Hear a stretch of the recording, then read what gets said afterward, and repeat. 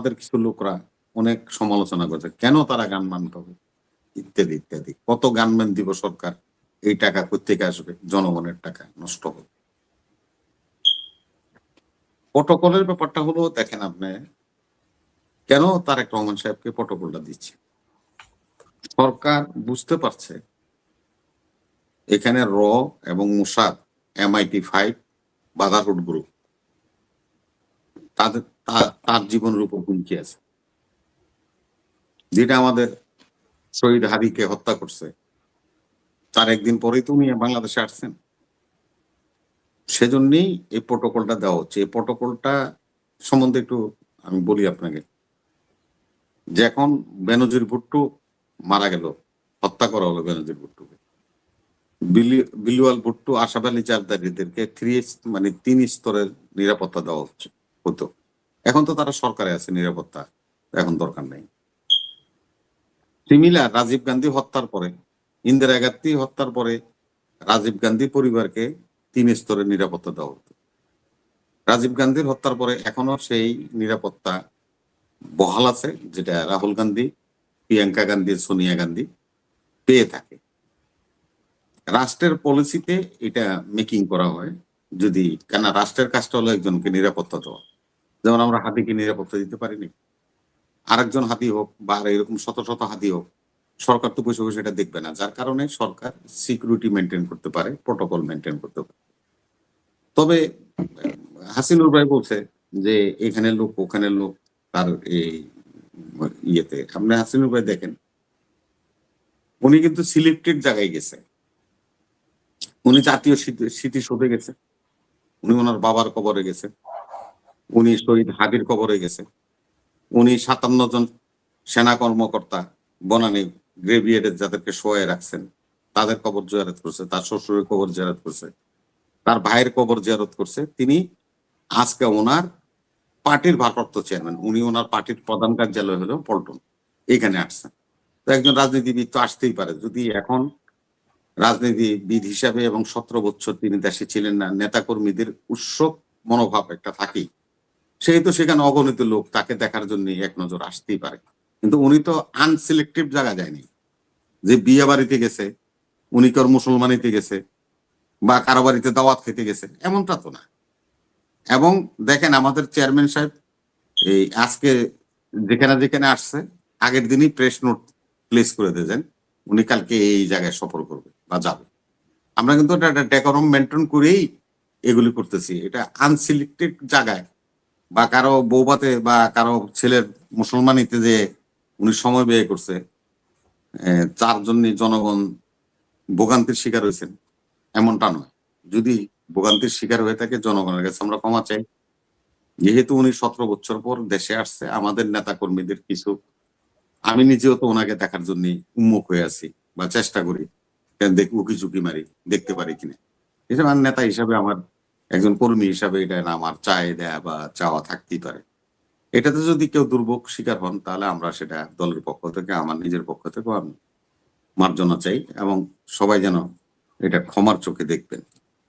আজকে দেখেন আমরা যে কথাটা, ওই যে ভাই এক ভাই বলে গেল যে এক দলের ভিতরে যায় আপনি গুপ্তগিরি করবেন, এটা কে করে? এটা হলো আন্ডারগ্রাউন্ড পার্টি করে।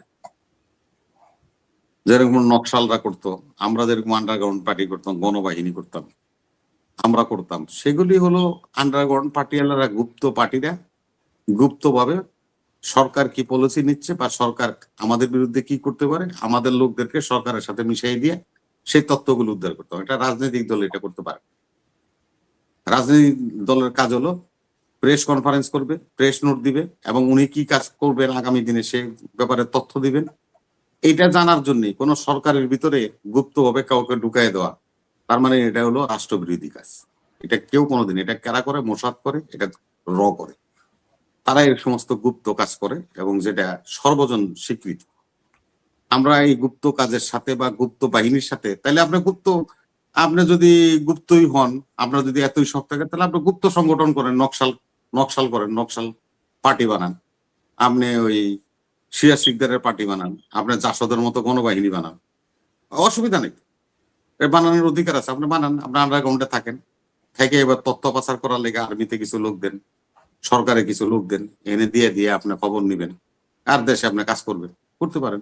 কিন্তু একটা গণতান্ত্রিক রাষ্ট্রে একটা গণতান্ত্রিক রাজনৈতিক পার্টি বা দল কখনো গুপ্ত সংগঠন করতে পারে না, কখনো তারা গুপ্ত কর্মকাণ্ড করতে পারে না। এটা আপনি আচরণবিধি, এটা তো নির্বাচন আচরণবিধি, আপনি নিবন্ধন দেখেন, নিবন্ধনের 17 ধারায় লেখা আছে। এটা নিবন্ধন যারা নিচ্ছেন যে পার্টিদের আছে তাদের দেখেন 17 নম্বর আইটেমে এই কথাটা লেখা আছে, গুপ্ত ভাবে কোনো কাজ আপনি সংগঠিত করতে পারবেন না, যদি করেন তাহলে আপনার নিবন্ধন বাতিল বলিয়া গণ্য হইবে, লেখা আছে, আপনি পড়েন।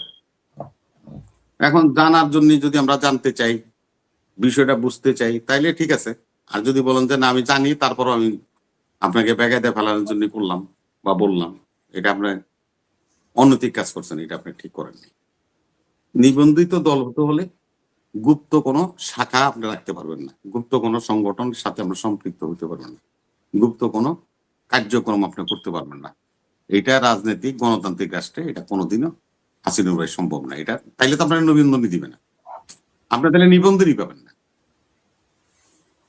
এটা তো নিবন্ধনের প্রথম ক্রাইটেরিয়া। আমি যে কথা বলছি দেখেন আমাদের দেশ কোন জায়গায় গেছে। আপনারা জানেন যে আফগানিস্তান এবং ভারতের হলো একটা ফ্রেন্ডশিপ আছে, যদিও আফগানিস্তান একটা বিপ্লবের মাধ্যমে সরকার আসতে, দেখেন তাদের ক্রিকেট টিম দিল্লিতে থাকে, রাজীব গান্ধী স্টেডিয়াম তারা ব্যবহার করে আফগানিস্তানের এখন। এবং আফগানিস্তানের প্রধানমন্ত্রী কদিন আগে ভারত সফর করেছে, ভারতের সাথে তারা একটা ত্রিপক্ষীয় চুক্তি করছে উন্নয়নের বিষয়। আমি দুঃখের সহিত জানিতেছি আপনাদের, আফগানিস্তানের গোয়েন্দা বিভাগের সেকেন্ড ম্যান যিনি মিয়া নুরউদ্দিন নূর, তার একটা ছদ্মনাম আছে আবু জাওয়াদ, তিনি এখন বাংলাদেশ সফরে আছে, বাংলাদেশ সফর করছেন এবং সে ভারতের লোক।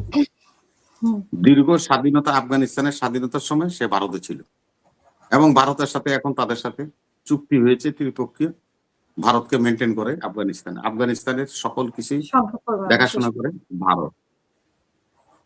এখন এই ভদ্রলোক বাংলাদেশে এসে কার সাথে দেখা করে, ওই যে আপনার ইসলাম আলারা সবাই মিলে যে একটা জোট করছে, জোটের নেতাদের সাথে। তো ও তো ভারতীয় রয়ের মামুনুল হকের সাথে কয়, হুজির সাথে করে, সবার সাথে করে, নামই কয়ে দিলাম আপনার কত শখ এখানে নাম জানা। তো এখন উনি ওনাদের সাথে দেখা করতেছে, বিভিন্ন মাদ্রাসায় যাইতেছেন, উনি সেখানে বৈঠক করতেছেন, বিভিন্ন ধর্মীয় প্রতিষ্ঠানে যাচ্ছেন, বৈঠক করছেন। কেন? আমাদের পররাষ্ট্র মন্ত্রণালয় আফগান এম্বাসিকে জিজ্ঞাসা করছে সে কিভাবে আসলো, তাকে তো তুমি অনুমোদন আমাদের কাছে নেওনি তার আসার। সে বলছে যে উনি ভিজিট করতে আসছে, ভিজিটার হিসেবে। তো এইভাবে হলো আপনার এই গুপ্ত বাহিনী, এটার নামই হলো গুপ্ত সংগঠন আর গুপ্ত বাহিনী। এরা হলো ভারতের চোখ, ভারতকে নিয়ে এরা বেশি কথা কয় আর ভারত নিয়েই হলো চলাফেরা করে, ভারতের টাকায়। আর একটা হাসিনুর ভাই বলছে যে কি জানি কার নাম জানি বলছিলেন, বেহেশত কি হাসিনুর ভাই কি ব্যারিস্টার বললে বেহেশত দেওয়া হবে, কথা কে বলছে? ওই বেহেশত দেওয়া হবে, বেহেশত দেওয়া হবে। হ্যাঁ, এটার একটা সুন্দর জিনিস আছে, বেহেশত কিন্তু পৃথিবীতেও পাওয়া যায়। আসলে আমরা কিন্তু সেই পর্যন্ত যাই না, পৃথিবীতেও বেহেশত পাওয়া যাবে।